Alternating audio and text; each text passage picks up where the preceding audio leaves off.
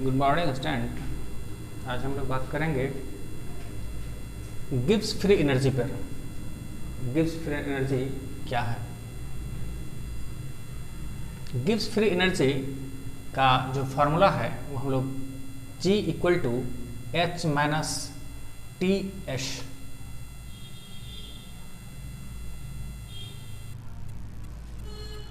वास्तव में G का और H और S का जो मेजरमेंट है वह एग्जैक्ट मेजरमेंट नहीं होने के कारण इन तीनों टर्म को डेल्टा के साथ रिप्रेजेंट करते हैं।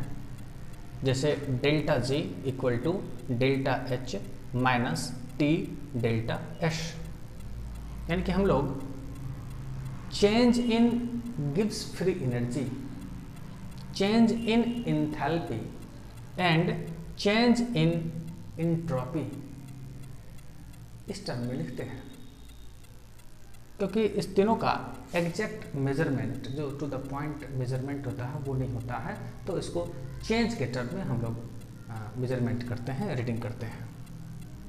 हम लोग समझेंगे कि क्या होता है यह G equal to H minus T H. तो जैसा कि डायग्राम में यहाँ पर हमने इंडिकेट कर दिया है, G आपका गिब्स फ्री एनर्जी है, गिब्स फ्री एनर्जी, और H इंथैल्पी है, T temperature of surrounding and S entropy of system. इसको हम लोग एग्जाम्पल में समझेंगे अपने बॉडी को लेकर। यदि ये हमारा जो बॉडी है, यदि यह एक सिस्टम है, तो इसका जो बाहरी एरिया है वो सराउंडिंग हो गया। तो H जो है यह टोटल एनर्जी ऑफ सिस्टम। हमारे बॉडी का जो टोटल एनर्जी है वह हो गया H, total energy of system. और बॉडी के चारों तरफ का जो टेम्परेचर है वो है T, टेम्परेचर ऑफ सराउंडिंग। अब यहां देखेंगे कि गिब्स फ्री एनर्जी क्या है।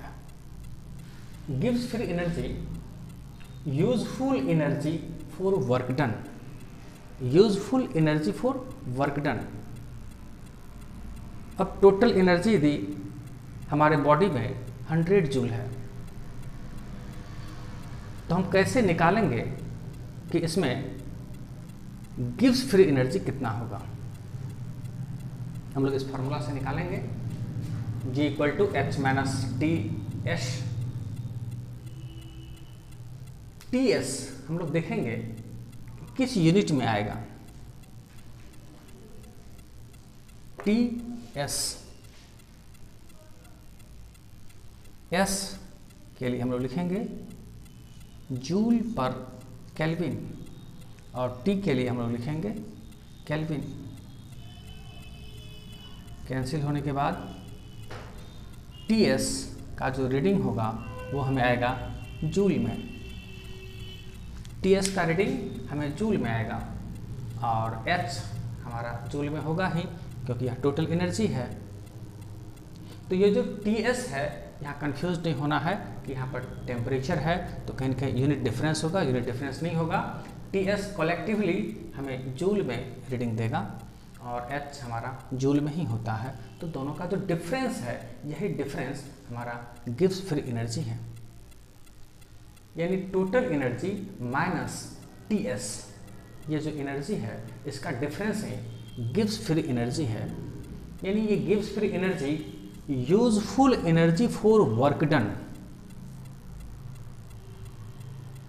अब यहां हम लोग को समझना पड़ेगा कि टी एस, इसे टी तो टेम्परेचर ऑफ सराउंडिंग, फिर यहाँ प्रश्न रहा कि S जिसे कहेंगे एंट्रोपी ऑफ सिस्टम।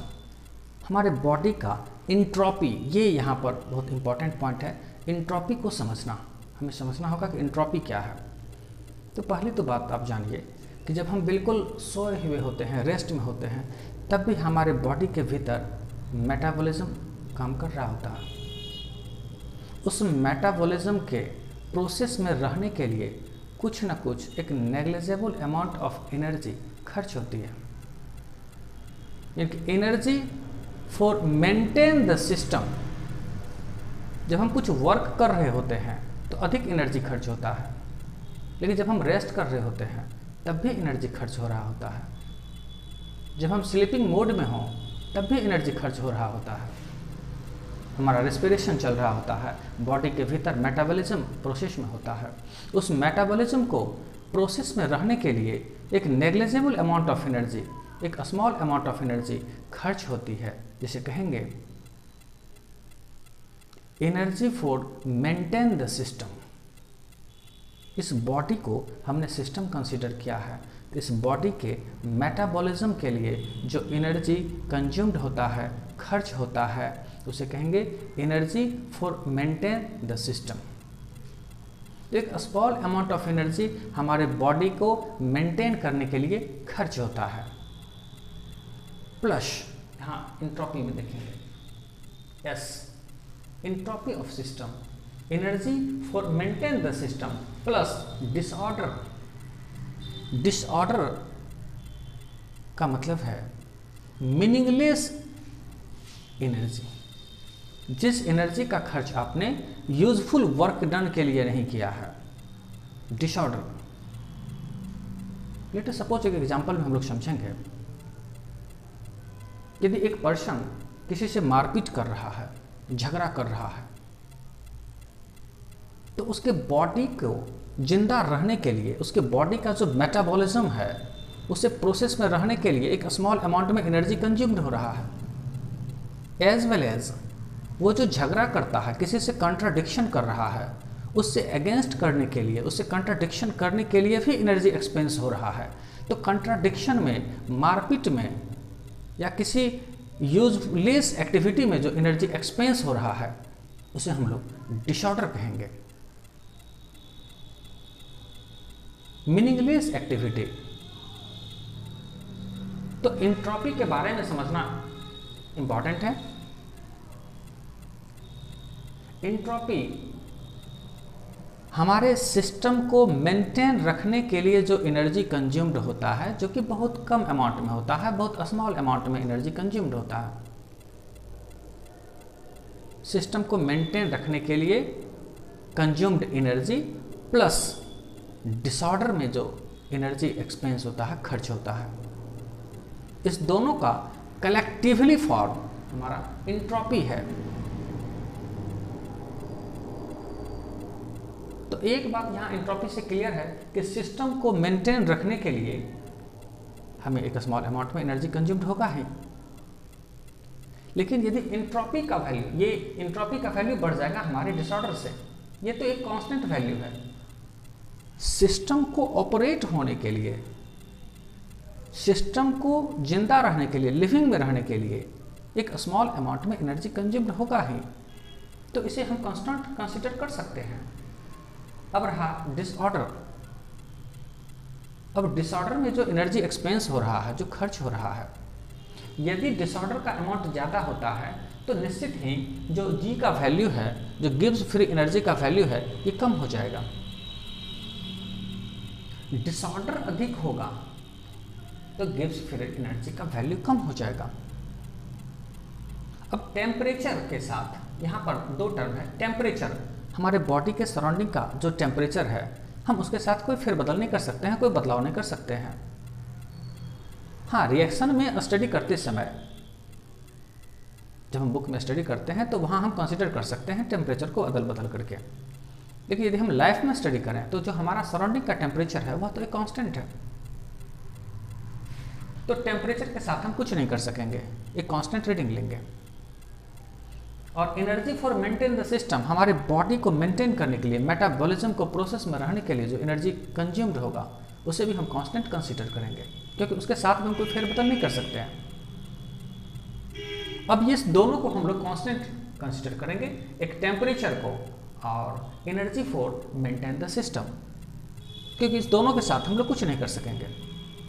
यदि हम लिविंग खुद पे बात करें तो, लिविंग बॉडी पे बात करें तो, हाँ, रिएक्शन के लिए ये दोनों वैरी होगा तो हमारा ये वैल्यू चेंज करेगा। रिएक्शन में हम लोग वैरी कर सकते हैं, स्टडी में वैरी कर सकते हैं, बुक में अलग अलग टर्म रख करके हम लोग क्वेश्चन बना सकते हैं, बट यदि हम लोग अपने लाइफ में स्टडी करें तो इस दोनों को हमें कांस्टेंट कंसीडर लेना होगा। अब बात रही डिसऑर्डर की। डिसऑर्डर यदि बढ़ता है तो निश्चित ही गिब्स फ्री एनर्जी का वैल्यू कम हो जाएगा। गिब्स फ्री एनर्जी मतलब एनर्जी फॉर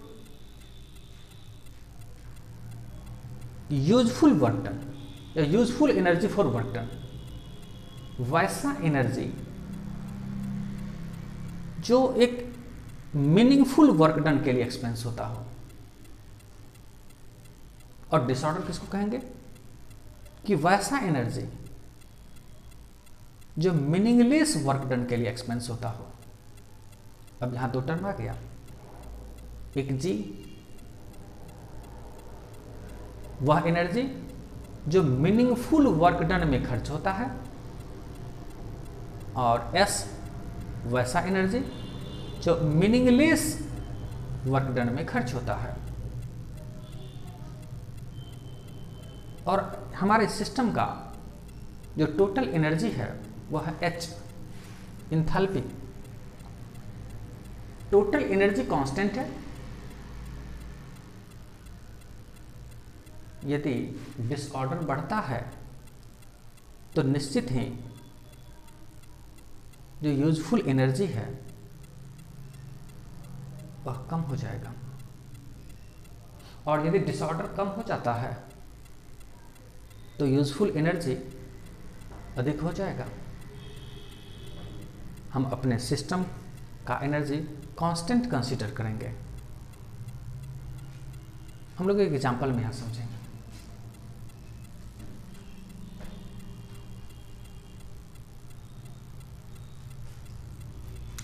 यदि टोटल एनर्जी H हम लोग 100 जूल कंसीडर करें और TS हम लोग 60 जूल कंसीडर करें, तो निश्चित ही जो गिब्स एनर्जी का वैल्यू है वो 100 माइनस 60 यानी 40।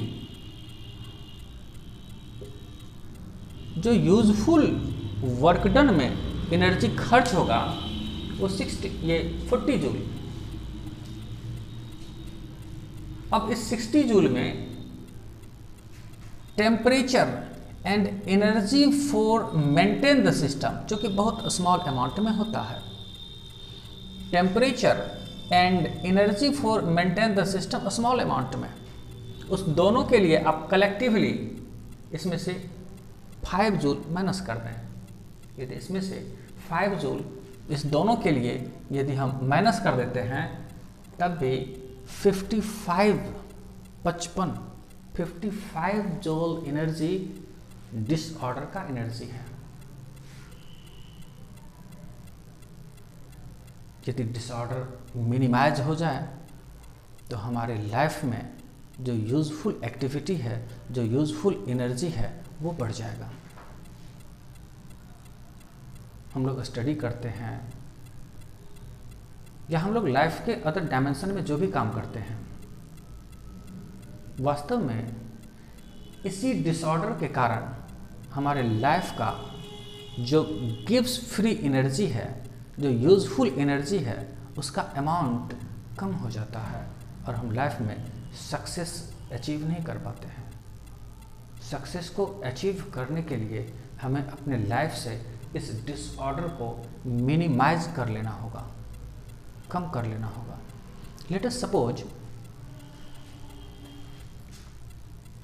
100 जूल, यदि TS का वैल्यू 10 जूल लेते हैं, यदि हम TS का वैल्यू 10 जूल लेंगे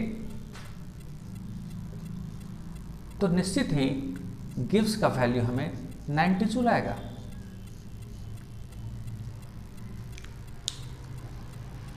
यदि TS का वैल्यू हम 10 जूल लेंगे तो गिब्स फ्री एनर्जी का वैल्यू 90 जूल होगा।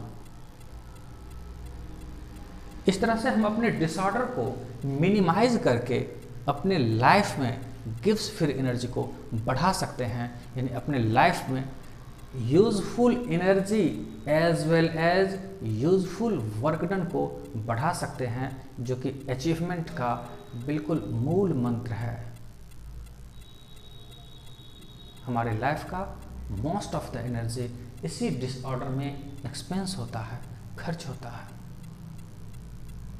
हमारे टोटल इंथैल्पी का, टोटल एनर्जी का मोस्ट पार्ट इसी डिसऑर्डर पर एक्सपेंस हो रहा है, जिसके कारण जो यूजफुल एनर्जी है, जो यूजफुल एक्टिविटी है, जो यूजफुल वर्क डन है, वह मिनिमाइज हो जाता है, जिसके कारण हम किसी भी फील्ड में अचीवमेंट नहीं पा सकते हैं। हम लोग एक और एग्जांपल से कंसीडर करते हैं।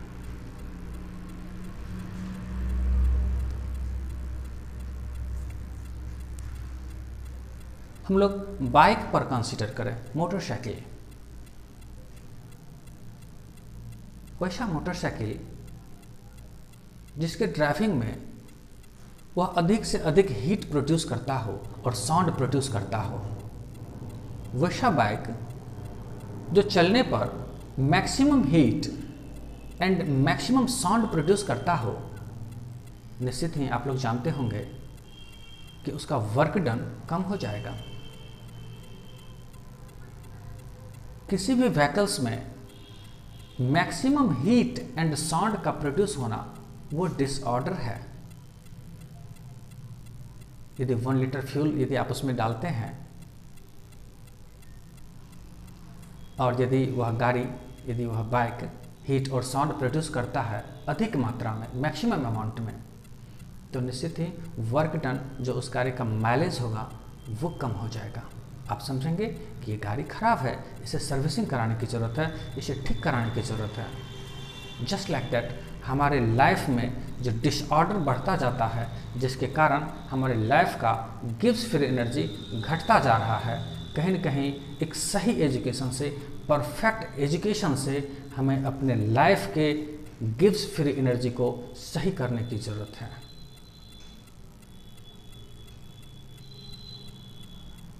गिव्स फ्री एनर्जी यदि सही हो जाता है तो useful activity, useful work done बढ़ जाएगा और आसानी से हम लोग अचीव कर लेंगे अपने गोल को। हम उम्मीद करते हैं कि आप लोगों को ये गिव्स फ्री एनर्जी का कंसेप्ट क्लियर हो गया होगा। Thank you.